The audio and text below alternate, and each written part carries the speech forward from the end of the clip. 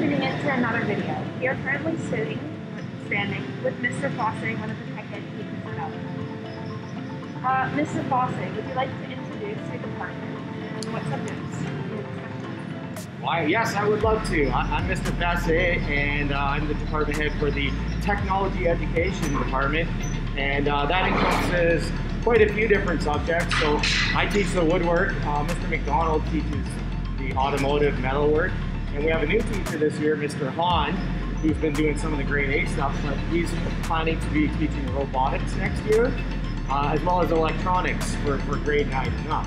So that's what we have. Cool. Would you be able to detail or show us some of the projects that students have made in the class?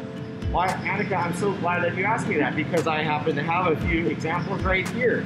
So because I do the woodwork, I'm going to be showing, of course, some of the cool stuff that we do in grade 9. A nice cutting board there, right? Pretty psychedelic, right? We also use a machine called a lathe, which will spin the wood, and most grade 9s will have a chance to make a bowl.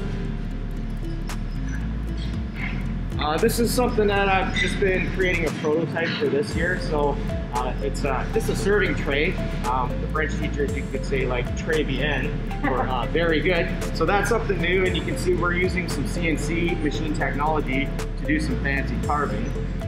Right? Yeah, that's really pretty. Maybe a jewelry box or something like that. Yeah. Right. I also have some metalwork projects here. So we'll Mr. McDonald will be teaching that. And we use a metal lathe to do some turning on there. So this is just a little jeweler's hammer. So the kids will weld or braze or do some sort of fastening. So we've had a lot of students make like toolboxes or tool trays over the years. Maybe just a fancy art piece. Do you have a personal favorite project that a student has ever made in the class? I've had a few students make some boats, and because I like fishing and boating, I have to say the boats are probably the most memorable one. They take a lot of time, and it's usually grade 11 and 12 students that do that. Students need to take woodwork neat or have previous experience to take the class at a higher level? No. Oftentimes I'll have a student in grade 12 that has never taken woodwork at all. And like with anything in life, if you listen, you try your best, you take safe risks, you're going to do just fine. So you don't need any prior experience. Just come in with a good attitude, and you'll be just fine. What do you think is so special about woodwork that sets it apart from the other courses? What sets us apart is you get to, we'll assign projects with some set parameters, but then you have the flexibility and freedom to become a little bit creative. You also get to move around, especially during these COVID times for a long class, being able to just walk around, use some cool equipment, talk while you're working, make a mess, be loud, and then you end up with something pretty nice at the end that you can actually physically take home. I think kind of sets us apart. We're also teaching some skills that you'll use in life. So quite often you might leave a class and think, when am I going to use this again? Just having the skills with some simple tools, I think that also sets us apart. How has COVID affected the courses? It hasn't been too bad. As a bonus, I think the longer class allows students to use the shop time more effectively. Sometimes it takes a while to set up, and then you got to clean up, right? What is your favorite part about being a tech ed teacher? My favorite part is when you work with the students, you get to learn about them a bit more, because as you work, you tend to just talk. So you get to know some unique things about the students you work with. So, and of course you get to use the cool machines and stuff. So I'd say two things. Yeah, getting to know the students and then using the cool equipment. Joshua, so can you tell us one of your dad jokes? One of my dad jokes. Just one? Just one. Well, on the spot here.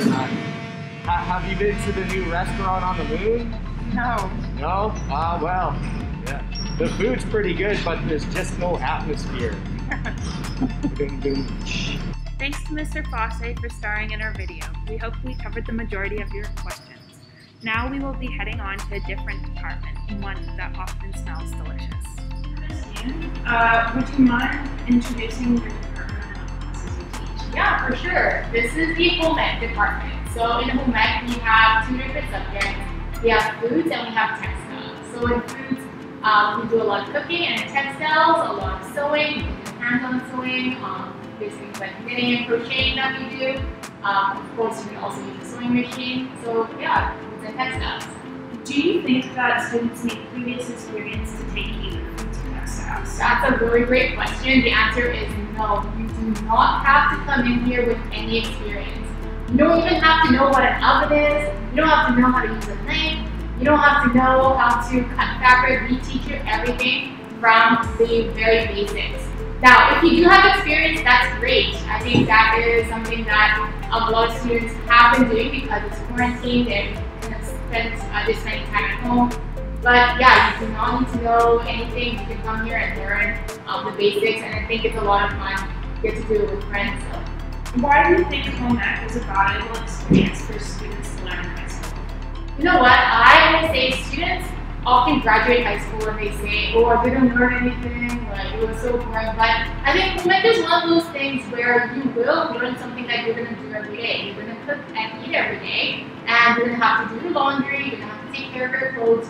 So it is something that everybody can learn. So that's why I personally believe it is very valuable. What can the grade 8 or grade 9s next year look forward to in foods and textiles? In grade 8, you just learn the basics, but in grade 9, we take those skills and we take it to a whole new level. We incorporate a lot of projects, a lot of creativity. So for example, usually at the very end of the year, we do a finals project where students can make anything they want, provided they have the skills to do it, of course. And the things that students make, even though they're only 13, 14-year-old, they are such amazing meals. Like some of the people that I know who are adults can even make those things. So, and in textiles, you also get to make anything you want within your skills. People make hoodies and swim pants. Like it's pretty fantastic what you can do once you put your mind to it. What do you think would be the most popular projects students have made in your classes? Every semester, we really like to do some sort of cupcake decorating. So like Halloween cupcake decorating, Christmas, we have like spring themed. We like to do a lot of decorating, especially with cakes and cupcakes. Those are really popular. And in textiles, it really depends on the individual. Some people like to make clothes, some people like to make decorations. So again, it is like totally individual. You can make anything that you want to and what you put your mind to. What would be the tastiest food a student has ever made? Oh, that's so hard. One that comes to mind is a student made a glaze cake. So it's like one of those like really shiny, galaxy looking cakes, and you pour the glaze over it, and it's like it looks like it's out of BuzzFeed. So I had a student who made that with I think it was like a raspberry filling or something like that, and it was just so good. Yeah, that was very memorable. Regarding textiles, what would be the most creative thing students made? Textiles. I know that one student just finished making a zip-up hoodie, and it looked a lot like, the design looked a lot like I don't want to say, I make comparisons, but it almost looked like a Lululemon hoodie, like it was really well made, and you could zip it up and have the thick part, so that was very, like, I was amazed that they could make that, so yeah, nothing is too far out of reach. If you have the skills, you can totally make it. How has COVID impacted the courses this year? I feel like COVID has impacted all of us, but we try to keep it as hands-on as possible. So we know that students are concerned in a foods class, like is it safe, are we going to get COVID transmission? And I would say in the foods class, we are very, very dedicated to being hygienic, sanitary. Like I take sanitation and safety super seriously. So I am very confident that students will not be sick in this class. So yeah, I would say that's like the biggest thing, like just making sure people are washing their hands all the time and being sanitary. But other than that, we still get to make and eat stuff that we normally do. So you've kind of answered this, but do you have any other fond memories from your classes that you went to? So many fond memories. Like any students who have had me in senior foods, like we have a lot of times like making dishes, failing dishes, and then doing it again and creating such like amazing meals. The other day, it's so beautiful outside. We had a picnic together. Yeah, like I just love having a good time in the class. It's not all about the skills. It's not all about getting a good mark. I personally believe that food is something that we can use to bring people together, and this time, like people really need that extra, mental health boost. I think this is a great class where you're gonna join with other people and have fun. Yeah, lots of good memories to be made here. Thank you so much for being the interview. Thank you.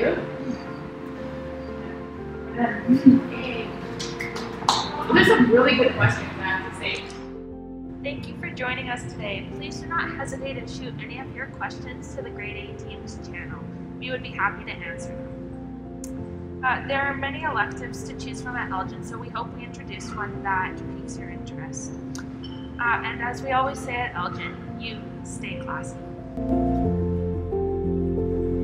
Wonderful. Good? Okay. Introduction. Half a minute.